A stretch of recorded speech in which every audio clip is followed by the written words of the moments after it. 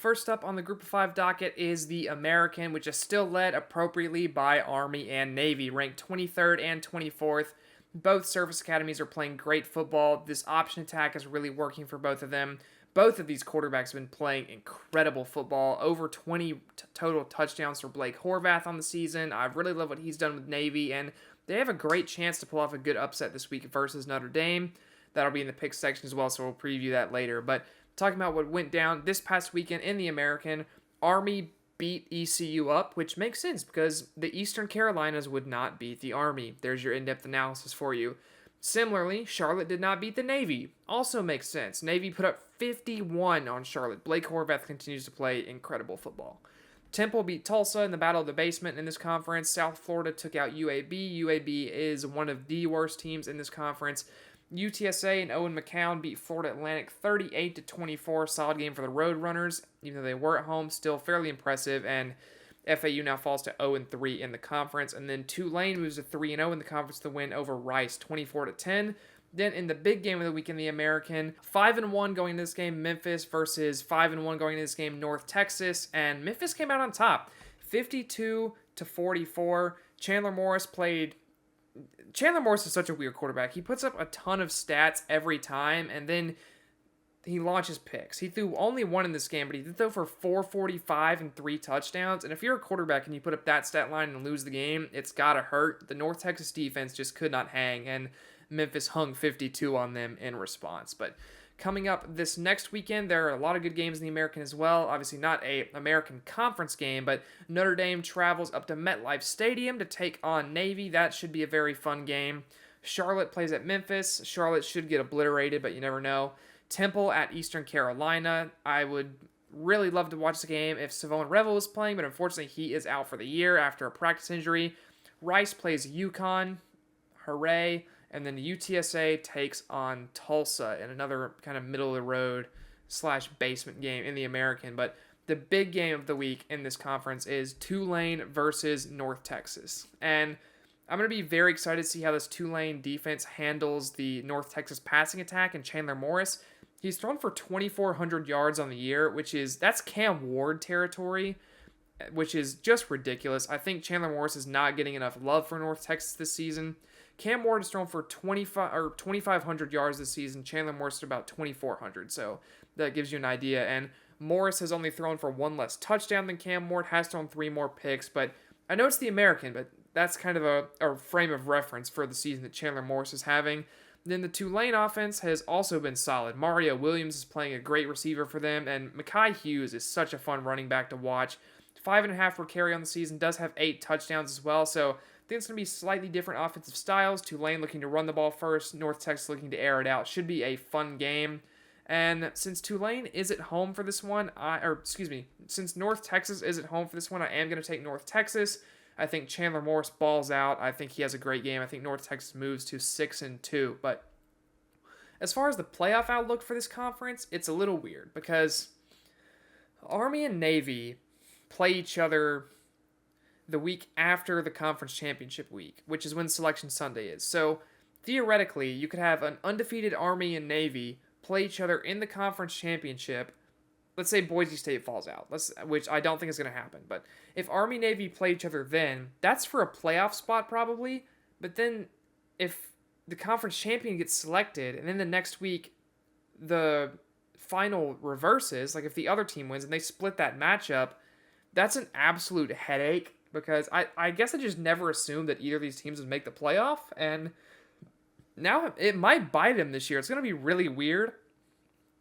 I don't think this league gets a team in the playoffs because I think Boise State takes the group of 5 spot, but it's going to be very fun and very interesting with Army and Navy being so good this year. I think it's going to cause a headache for a lot of committee members for sure, but that's your American outlook. Now let's move on over into CUSA. Well, I was prepared to say CUSA is pretty straightforward and Liberty's taking it, but then I checked the scores of the game going on right now, and Kennesaw State is currently up on Liberty 24-17 with 8 minutes left in the fourth quarter as I record this, though Liberty does have the ball. Davis Bryson's been playing solid for Kennesaw State in this one, so I guess you never know what's going to happen in a Wednesday night game in CUSA, but Jacksonville State is, however, taking care of business versus Middle Tennessee State. On Tuesday, Sam Houston State beat Florida International 10-7, and then Louisiana Tech took down UTEP 14-10. The team that we would be positioned to move into the top of this league if Liberty does lose is Western Kentucky. They are on bye this week. They are 5-2, 3-0 in the conference. Liberty is 5-0, maybe 5-1 after today. Who knows? Then Kennesaw State was 0-6 going into tonight. Just proves that you never know what's going to happen in college football. But not a ton to talk about with CUSA, especially on the playoff front. They don't have a playoff team. Liberty would need to win out and have chaos happen, and I just don't think they're ever going to get ranked high enough to make that, especially with how good Boise State, Army, and Navy are this year. So no playoffs for CUSA. Sorry if you're an avid CUSA fan. I don't even know if there are avid CUSA fans. I know they're avid fans of CUSA teams, but you know how they're like those SEC fans? Like, it just means more SEC all the time. I don't think there's any of those for CUSA, so apologies if you're one of those. But that is it for CUSA today. So we're going to take it over from there into the MAC. How about some MACtion? MACtion continued as usual this past weekend, and Eastern Michigan beat Central Michigan in a very solid game, 38-34. Miami took down Ohio 30-20. Bowling Green took down Kent State 27-6 behind 171 yards from Harold Fanine Jr. If you watched last week's episode, you'll remember Harold Fanine Jr., probably one of the best tight ends in the country this season for Bowling Green. Western Michigan took down Buffalo 48-41 in a game right at the top of the MAC as Western Michigan remained undefeated in the conference. Toledo took down Northern Illinois to move to 5-2 on the season. And then Ball State had to travel to Nashville and lost to Vanderbilt. Bit of a rough week for them. Kind of mean to make them do that in the middle of the year. But upcoming this week, we have 4-3 Buffalo versus 4-3 Ohio. Central Michigan travels to Miami of Ohio. Eastern Michigan's at Akron. Northern Illinois is at Ball State. The game of the week for me is 3-4 Bowling Green at 5-2 Toledo. I'll be curious to see if Toledo can slow down Harold Fanine. And then 0-7 Kent State travels up to Western Michigan to take them on. But conference standings wise, it is Western Michigan at the top, 3-0 in conference. Miami, Buffalo, Toledo, Eastern Michigan, and Ohio, and Bowling Green all sit at 2-1. So this conference championship spot is still wide open for the MAC. I like Bowling Green at this point, honestly. This is a team that I mentioned last week. They're much better than their record suggests. They have close losses to Texas A&M and Penn State, two very good teams, and Harold Fanine Jr. is going to be a problem for every single person that Bowling Green plays. I think he can carry that team basically on his own to a MAC title game appearance, and I would expect them to probably face either Western Michigan or Buffalo at this point in the season. But the MAC, like CUSA, I don't think has any playoff hopes necessarily. There's just not enough quality of teams. You would need a MAC team to have an out-of-conference game versus I think the only way a MAC team makes the playoff is if someone like Bowling Green this year with the games versus Penn State and Texas A&M, if they take advantage of those, I think that's the only way you see that happen. But so no playoffs for the MAC this year. We will move on from the MAC down to the Mountain West, and it's Boise State all day, every day. They are technically tied for the top of the conference right now with UNLV, Colorado State, and San Diego State. All those teams are 2-0, and all those teams are solid as well. Colorado State has a great receiver in Torrey Horton. San Jose State has Nick Nash. They're 3-1 in the conference. Nick Nash is an incredible player. I mentioned him in my Heisman discussion last week. I think he's amazing.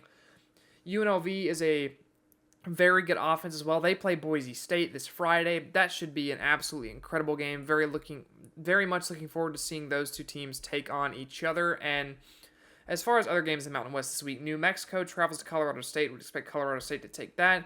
Battle of the Basement, Utah State takes on Wyoming. Don't watch that game, please, for your own sanity. San Jose State travels to Fresno State. I would expect San Jose State to be able to pick up a win there.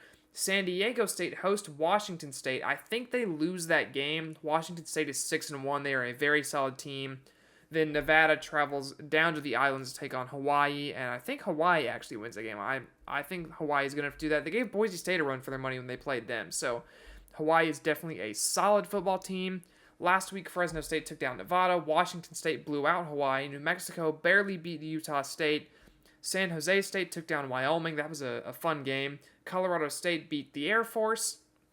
The Air Force apparently didn't get the memo that military academies are supposed to be good this year as they fall to 1-6. And then UNLV actually took down Oregon State. So good win for the Rebels there.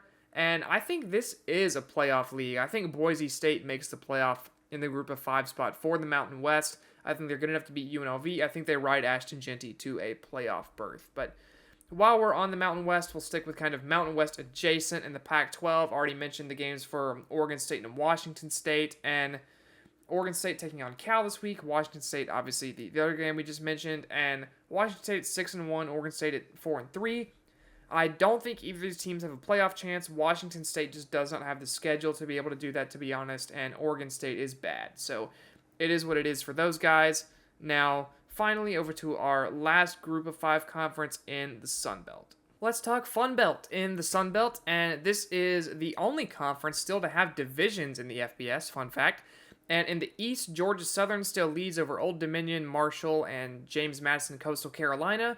Then App State and Georgia State both sit at 0-3 in conference. Georgia State last in this division despite a win over Vanderbilt earlier in the year. So college football is weird. What can you say? Over in the West, Louisiana and UL Monroe are both 3-0 in the conference. Louisiana 6-1, UL Monroe 5-1. That should be a very fun game later in the season between those two teams.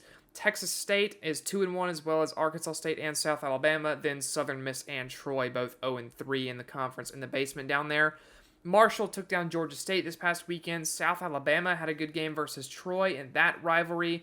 Very fun game down there, and one thing that I will say, I very much enjoy checking the South Alabama stat lines on ESPN because it always says a USA, so practically a 4th military academy out there down in Mobile for sure. No, obviously not, but Louisiana took down Coastal Carolina in Conway 34-24. Old Dominion hosted Texas State, took home that win 24-14.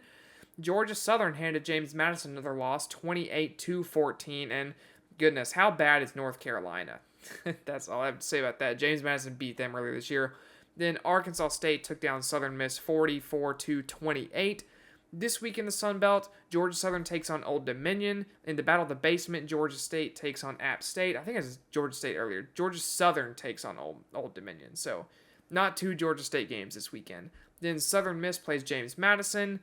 My Sun Belt game of the week, I know it's a very fun sentence, is UL Monroe at South Alabama. I think the Jaguars will at least put up a fight in this game versus General Booty and the Warhawks. Then Troy and Arkansas State, I think, should also be an entertaining game as well. I don't know about Troy, man. I think this is a better team than the stats show for Troy. I think they will at least have a pulse in this one. I don't think they win, but I think they at least make Arkansas State have to fight for it. And if you're Troy at this point in the season, that's all you can really ask for. The Sun Belt is unfortunately not a playoff league either for me. I think it would have to be UL Monroe or Louisiana, if anyone at this point, and I just don't think either of those teams have the schedule to make it that high in their rankings later in the year. You would have needed Georgia State to beat Vanderbilt probably and then go on a run the rest of the year, but that did not happen, so there will be no Fun Belt in the playoffs this year. You heard that here first. No fun in the playoffs this season, but that is it for conference breakdowns for this week. Thank you guys for tuning into that.